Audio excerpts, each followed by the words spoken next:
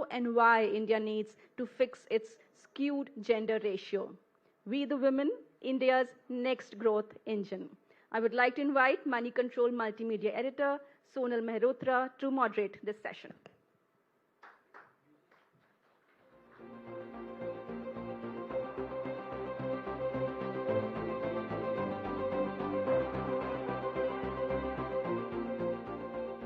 Well, hello and good evening, everybody. It's very nice to have all of you here. Thank you so much for everybody who's been patiently listening in for all this while. And, you know, we've spent the last few hours talking about India's $10 trillion run. And one thing we can all agree upon is it cannot be reached if the participation of women in the workforce in development is as skewed as that being represented in this room, right? So this has to change. So over the next 30 minutes, we will focus on women-led development.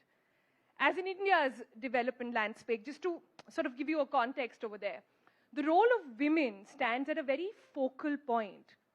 There's an interesting time at which we are having this conversation. Think about it. Our current president is a woman. Our finance minister is a woman. Women are leading your homes, but also taking you all the way to moon, to the sun even now, right? And very recently, we've had G20, where India again sort of was key in pushing women-led development as a key goal. India has also witnessed a transformative wave.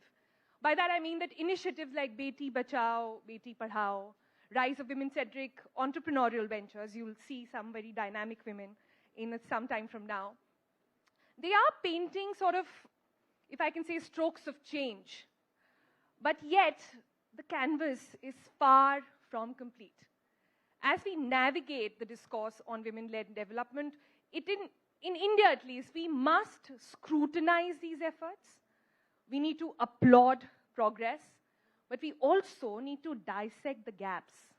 We need to understand what is required in this very intricate masterpiece of women development. I've been told empowerment is a bad word. I'll tell you why in just a moment from now. But having said that, having given you guys a brief idea of what's coming up next, let me just get my power-packed panel up on stage. Please join me and let's show some enthusiasm. Men and women in this room, please. Let's have Bansuri Swaraj, please. She's the lawyer with Supreme Court. Please join us on the stage.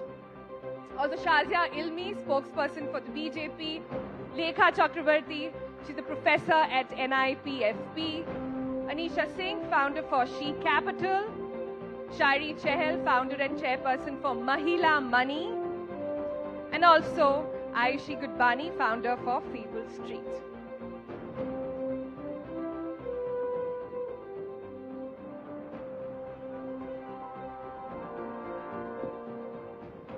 All right. Hello, ladies. Very nice to have you all here with us. The reason I had this little piece before we sort of got started with this was that a lot of times when we talk about development, a gender lens is not really seen as something very, not in the main course discussion at least, let me put it like that, right? And I want to first go to Lekha now because Lekha is doing something absolutely path-breaking, something I think we all need a bit of an education on. Now, Lekha is done something called, or is pioneering this effort of gender budgeting. Now, before you start thinking it's got to do with tax cuts in cosmetics and leather bags and shoes and all of that, it's not that. Gender budgeting, how we can include that in sectors like infrastructure, in sectors like, I was told, even energy, is something really path-breaking. So before we begin, let's just get an idea from Lekha on how does this work and how did the need arise to actually address it at that level? Oh, thank you, Sonam. This is my 4th meeting and your energy is contagious. Thank you for that. When we talk about this gender budgeting, actually we were pushing the agenda beyond the economic growth. We have to go beyond the growth because now the concern and the talks are about the GDP, but we need to take the question beyond, GDP. Then only it gets translated into better human development or gender development. So that's the point where this gender budgeting, it's a powerful public financial management tool to address the gender inequality concerns. But if you look at the budget, policymakers, we started this work in 2000, then, Ministry of Finance was not ready to take gender, lens, because they spoke that it's not our cup of tea. Gender is something which micro, what we have to do with gender. So that was a take, and you can connect to it in center bank. Any center bank governor talks about gender, not it, right? So that was a case when NIPFP started working on this gender budgeting. Then slowly the agenda started moving, and we started getting into the social infrastructure, health, education. Then they asked us to be satisfied with that because infrastructure is gender neutral. So we need not look into... Yeah, it's not. It's not. Yeah. It's not, because I was networking with a few newfound men friends with you, and they told that you can't network after sunset. We can. So that was the case, but this is a public policy failure. If women cannot network after sunset, it's nothing to do with women, it's a public policy failure. And this acceptance was done in India long back, when the girl was brutally murdered in a public transport, in a public space. You're talking about the Nirbhaya. Absolutely, and this was a public policy failure. But over the years, if you look into that question, with the same roads, there is no street lights, those things have not improved. But there was a policy space, a beautiful policy space, an analytical framework to look into these questions, and as you pointed out, beyond cosmetics, that's for women. So that was a way, finance ministry used to announce things. So if you ask me if there is a change over the years, we have a promising framework. We looked into the energy infrastructure. We have, clean fuel for the women. Lekha, give me an example. We want to understand the end case use. You're sitting in a room of mostly men, some women, some very dynamic women, and you're discussing this. How does the end usage of, say, for example, gender budgeting in the infrastructure space work? Of course, take the energy example. Like if you look into the statistics, more women and children die out of indoor air pollution than malaria. So how we can address that through the gender lens in the budget? So we provided the clean fuel to the women in the low-income households, because otherwise it's pathetic that your life expectancy is going down because you're making food for your child in a poorly ventilated house. So providing clean fuel, that's a wonderful example how you can put a gender lens into the energy policy. So these kind of questions came up over the time. But it was never there when we started talking about what is this gender lens in the budget. Yeah, this is a powerful example. I think, like I said in the introduction as well, we are at a very interesting time to have this conversation, really. India has, if there are various steps, if I could define it like that, India has always had women in the forefront. We also have a women reservation bill. We have a very active, fiery debate upon menstrual leaves. And everybody, I'm sure, has an opinion on that. We'll get to it also in a while. But as we talk about more and more policies coming into way, I want to sort of reflect upon how does it translate into empowering that woman who's in need for, say, capital, empowering women who are entrepreneurs, empowering women who are wondering, I really don't know how to navigate through the system, right? So let me bring Nisha into this and understand you've been a serial, you've done various ventures, but now you do something very exciting. You run a fund that only looks at women and wants to give them and wants to facilitate and open doors to them. You've been, I'm sure, to several meetings, boardrooms, where you must have been asked this question, what is the need of a women-only fund? Could you tell this group, enlighten us, tell us how those conversations go and what's your response? I love it. You're trying to make the panel spicy. All right. So, yeah, as Sonal said, I'm a third-time round founder. My third venture is She Capital, which is a fund, venture fund, and now I invest in startups. Prior to this, I used to run a startup called My Dollar. And before that, I had another company, which was a digital marketing company I sold to the US.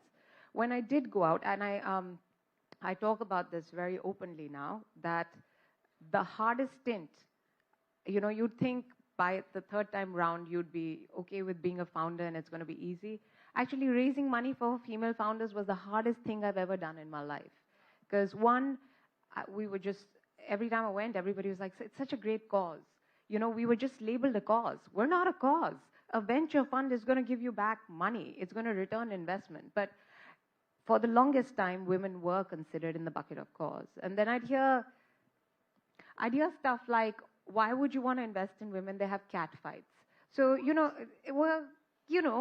so those kind of things behind closed doors, while a lot of it was lip service, and it's okay. I mean, those times. So I'm not going to dwell on that, because the fact of the matter is, this was in 2018. I think we've come such a great way since then. It's a world of a difference. There are women founders, and phenomenal ones, that have proven their worth. You can see they've listed publicly. There are women who are raising amazing amounts of money, but building phenomenal businesses, right? Solid businesses. So I think one of the things that we were lacking was we didn't have enough role models. And especially for women, if you have role models, and this is a study that shows that, you will find more women coming into the workforce and women coming into entrepreneurship. So we needed those role models. So I actually like the ecosystem and where we sit now. I think the startup ecosystem I'm absolutely bullish about where we are. I think it is the place where we are going to change the gender gap and cross the chasm. We are 117 years per se behind men. And that is going to change. And if it changes, I think it's going to change from the startup ecosystem, where we're closing the gap fairly quickly. You're seeing a lot more women entrepreneurs come in. You're seeing a lot of them build phenomenal businesses. This side is startup heavy, and so they're building phenomenal businesses. And I'm just happy to be a part of this ecosystem and be a part of that. Yeah, absolutely. Talking about women entrepreneurs, let me bring in Ayushi now. She's the founder and CEO for Fable Street. Ayushi, you've run a very successful company for about almost a decade now. Yeah, almost a decade now. Same question to you. What do you think? So all of us agree, I think, on the point that we are at this really phenomenal stage in the movement. Some people call it feminism. Some people call it women empowerment. It really depends on what lens you want to look at. I absolutely hate the word empowerment. I think we should take it out of, women should take it out of the dictionary. I don't even think it's it's a guy thing. Yeah. That word needs to come. We are powered. We do not need this. We keep bringing this on ourselves, which is empowered. No, we are pretty powered. We don't need this word. But Yeah. can you finish asking? Yeah, Why yeah. did you finish your question? No, I was saying, so we hate the word cause, we hate the word empowerment. We really want to understand how to navigate through this system, and who better than you to sort of understand and learnings from your journey. I had an interesting journey for myself before even I ventured into Fable Street. I think, in general, I've been a super high achiever throughout my entire course of, high school to undergrad. I was a topper in an engineering college full of men. I was a topper in B school at IIM Calcutta, full of men again. So, for me, at no point in time, gender held me back, ever. And that did reflect in my self-assurance when I went and spoke to the investors. Anisha, I'm sure you would have seen that enough in the journeys, right? So I do feel that, if somewhere we can do change a mindset shift in women, and that is why I just loved, I'm so glad that she mentioned, don't say empowered and all of that. We're fully powered. It is a lot in our minds on how we want to change and drive the world. And we are, at least a lot of us women who are educated with a good pedigree in some shape and form, have real access. We should be the one driving change. So that's my journey, and that's what I believe over here. Having said that, I also have seen the other side of it, where women genuinely need support and they need upliftment. And it could be in the lower strata, it could be a lot in the other areas as well. And in that case, I do believe that we do need representation in all shapes and forms on the top. You need role models. I run a startup which has 60% women leaders and 70% women in workforce. It is what it is because I am running it. Not because, and we are a super commercial, profit-focused company who's aiming to become $1 billion business. So that is the cause that we are running. So there's nothing in terms of aspiration that's holding us. How many, can you give me a gender divide in your company? What's the ratio? As I said, right, so we are basically about 70% women overall, and 60% in leadership. So that's, yeah, and that is purely because we have the role models around this. And it is true, be it in politics, be it in any sphere, and, you need that. And that's where I do believe that you need to create some structural aspects, but beyond that, I think we need to stand up for ourselves. We need to have a mindset shift for who we are and then run and charge. So, the interesting thing about this panel is that you have women like these, but you also have somebody here, Sairee Chahal, who's the founder and chairperson for Mahila Money.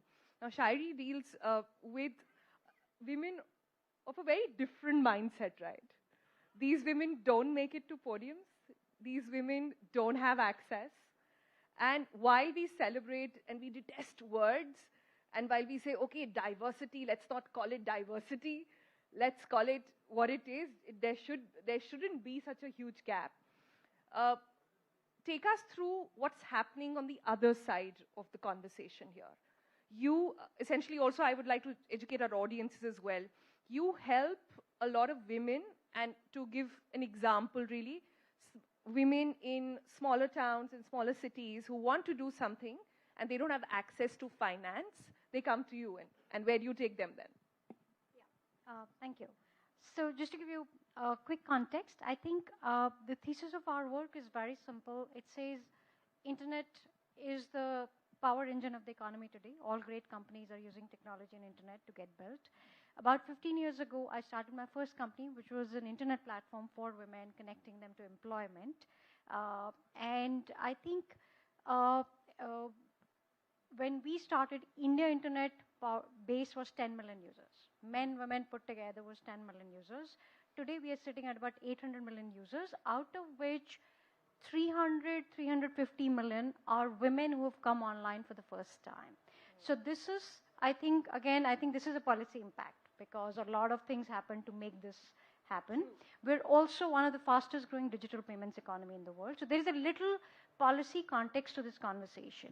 And I think before I tell you what we do, it's important to look at this in abstraction. Or let's say you take India as a whole country. Only 17% of our workforce is women. Only 3% of our leadership is women. Less than 10% credit goes to women. So if you look at all the loans given by all banks, all NBFCs, only 10% of that amount goes to women, in spite of a very healthy microfinance sector, where 99% of the loans go to women and has perhaps the healthiest balance sheet in the financial services sector. What we are doing is very simple. There's a whole generation of women who have come online in the last 5-10 years. They all use a phone, they all use digital payments, they all use networks like Instagram, and they're all building a business you and I use on a daily basis. A beauty parlor, a home boutique, a yoga studio, a boutique, apparel boutique, a D2C brand, somebody you probably see pitching on Shark Tank India. Now, this is a segment that financial services segment doesn't serve today. They are not microfinance. They're not served by an HDFC or an SBI because they're small business owners. They don't qualify. They're new to credit. What we've done is we've put together a fintech, which is a digital platform that underwrites this user base so that the capital connection can be made between this entrepreneur and the bank and an NBFC that has that money. So what we're really doing is, I think, to move economic engines and social engines, I believe incentives matter and capital matters. In a country that's being driven by entrepreneurship at all levels, so at one level we have our unicorns, but at every gully, every nooker, we have somebody who runs a small business right from her phone, right from her home, right from her shop. Exactly. There are, yes, so we're a less than 2-year-old venture. We already serve 4,000 locations in this country. And we think that this can become an engine of economic growth, but also social change, because every time an entrepreneur grows, she has more spending power, she's employing more money, she's buying more goods, and she's also sending the right message out into the world. So that's what we're doing. Yeah, that's great. So just to sort of, and why that is so important to understand is that, again, getting back to the journey that women have seen. So things, the journey of women development can be sort of divided into 2 phases, the pre-pandemic and the post-pandemic phenomena. Post the pandemic, we saw a lot of women who did not return to the workforce. So forget about acing that number, we've not even been able to match it so far. So that's challenge at one level. On the other, we've got a lawyer in the Supreme Court, also a very feisty woman who has, who's been doing a lot in that sense. I just want to understand, Bansuri, since you're coming from the Supreme Court, we were talking about it earlier. We are going to have the first woman Chief Justice of India in 2027? Yes, 2027? 2027, yes. Isn't it long overdue? Long time overdue. Long time overdue. But I think it can be explained. So the journey to become the Chief Justice of India is a very long and arduous one. And what was happening earlier was that the social and the economic conditions were not conducive for women to join the legal profession. And those who did dare to join it, unfortunately, because of familial obligations or because of economic obligations, etc., there was a very huge dropout rate. Because in order to become the CJI, like I said, it's a very long and arduous journey. Either you need to be a practicing lawyer who gets elevated to High Court directly, and then you are basically elevated to Supreme Court as a CJI in terms of seniority, or you join the judicial services very early on, and then you sort of rise up in the ranks. Unfortunately, the pool of talent was, I should say, for the lack of a better word, scarce. But that is changing. That is changing. In fact, what is very encouraging is that 50% of law students today in law schools are women. And I have to tell you something, Sonal. We keep talking about the pandemic. Believe it or not, but for the legal industry, it was a blessing in disguise. Because it started the VC hearings. It started that you could actually take care of your family and you could appear in court, especially in litigation. You could appear in court, do your hearing for that particular day from the comfort of your home. And what's wonderful is that the government has supported these efforts of doing e-courts and VC hearings even post-pandemic. And great credit goes, of course, to the Modi government for facilitating it and ensuring that right from trial court, high court and Supreme Court, there is infrastructure to enable sort of digital hearings and VC hearings.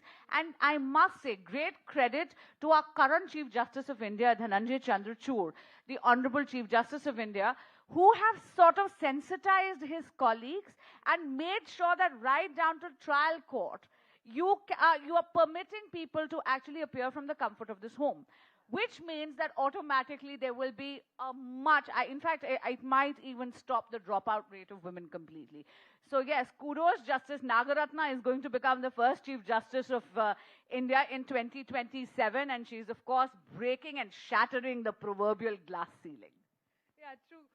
But yes, please, we can be a little more encouraging on that, yeah? The reason I ask this question is to sort of come to the point where how important really is representation. The question that we're asking today is that, yes, we have, like I said in my opening remark, yes, we have a woman president, yes, we have a woman finance minister, we'll have a woman CGI also very soon. But Shazia has been waiting very patiently, so let me go to her next and understand this. Shazia, women as an electoral vote bank, I think, again, just to sort of not reflect on what's happened, but moving forward in this conversation, they've always been identified as one. But do you think time has now come to ensure that policy making happens in that realm? And how do you really see that gap also bridging it? Thank you so much for inviting me. It's great listening to all of you, fellow women leaders in different spheres. It's a very important question that you asked, Sonal, about bridging the gap, because as you said, the challenges are many. Now, women are a huge base for when it comes to a force as voters.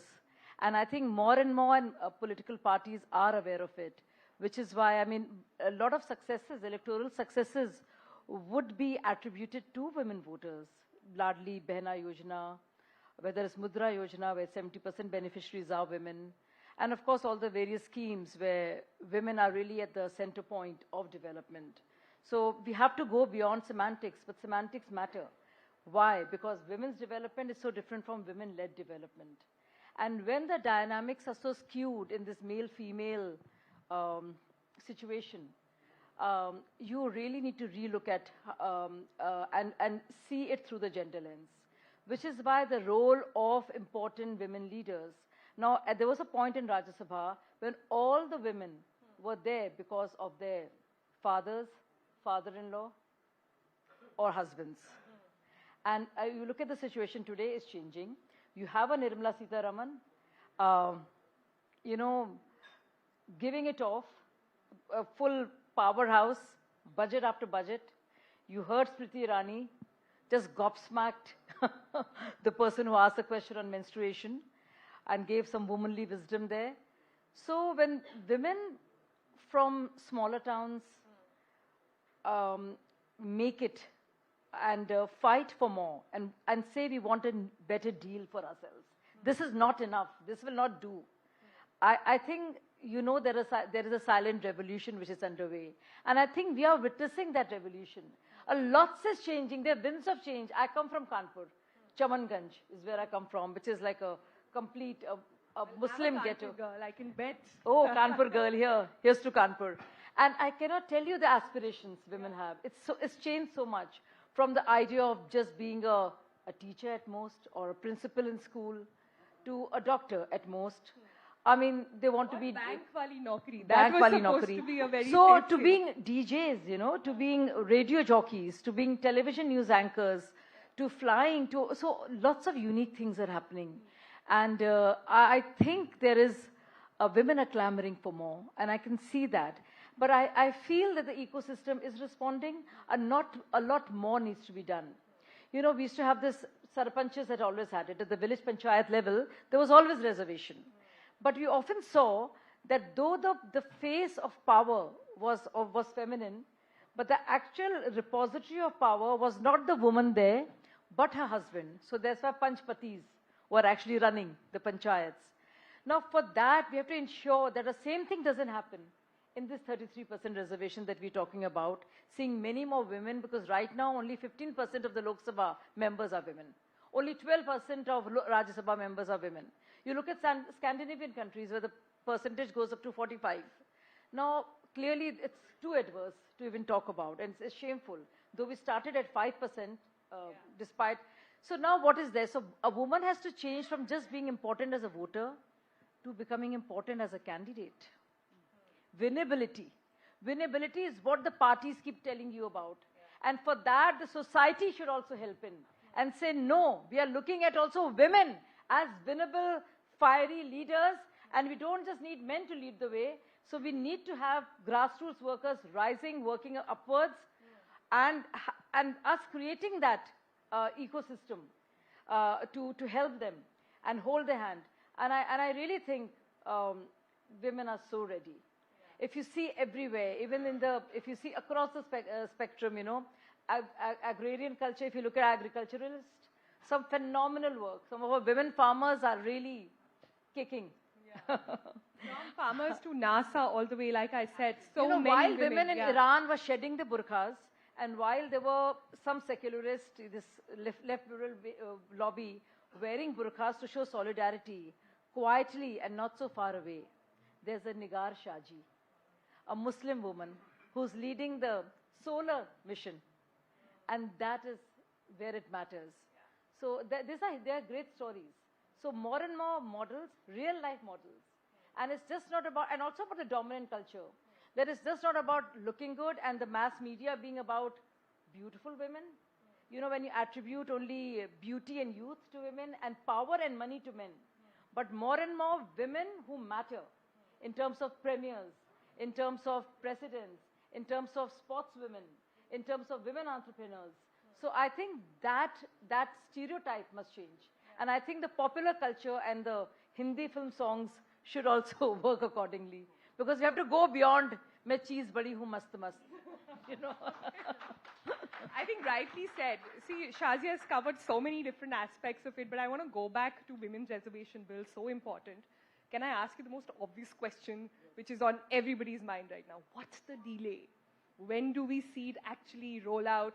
Are we waiting for elections post that? Can you drop us? No, so it's been spelled out very clearly in the parliament, and all these misgivings have been answered.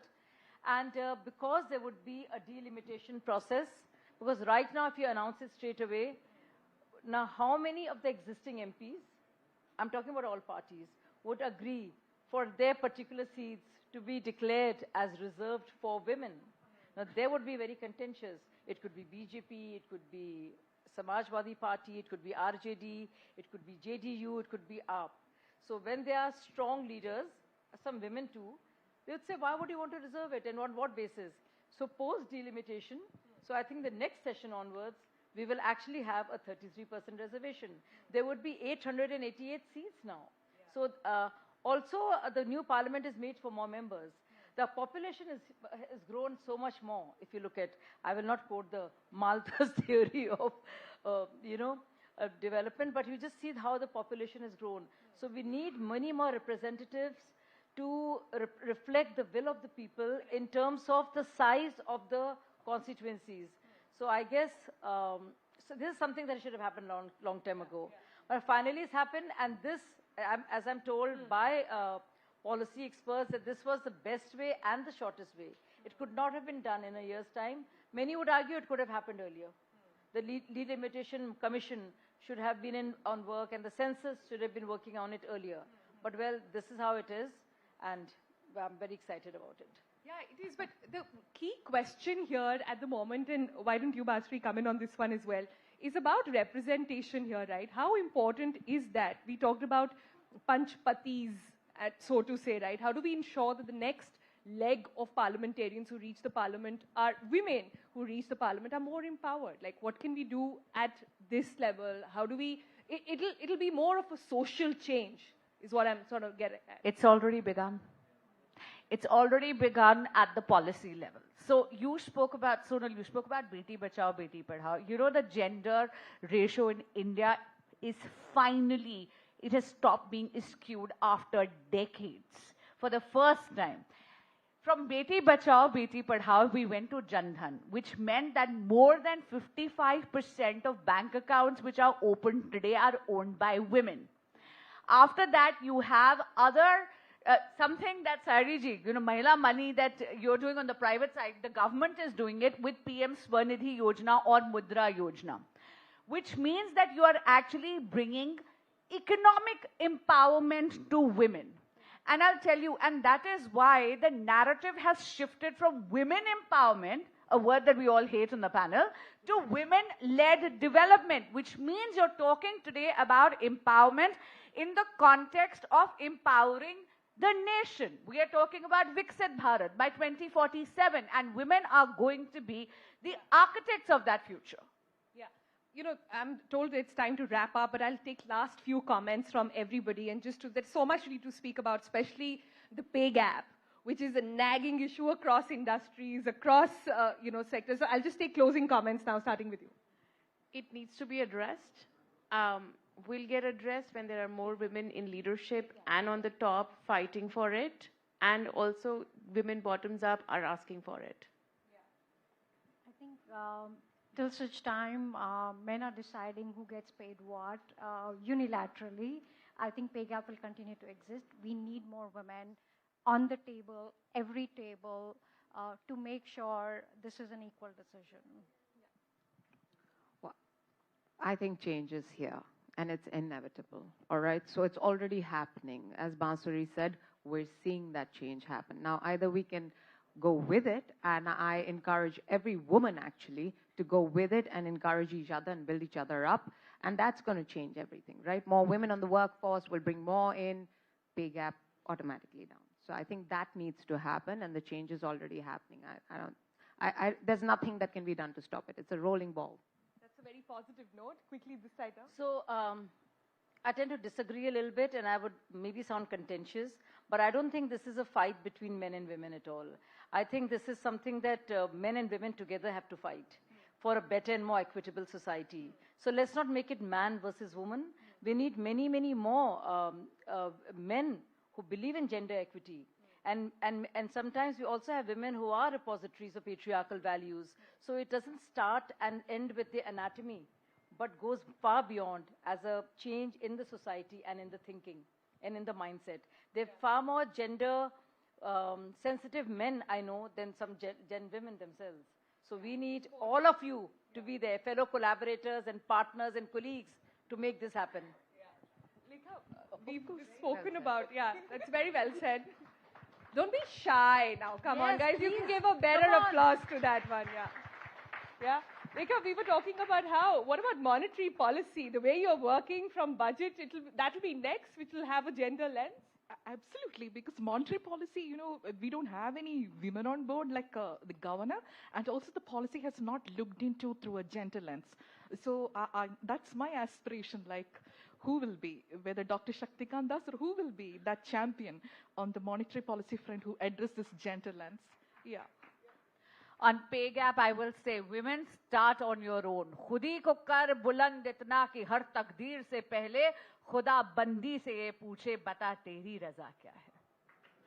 On that lovely note, our time's up. Thank you all, lovely women and men in this room, for this very engaging conversation. Thanks so much. Thank you all. Please request to stay back for a group photograph.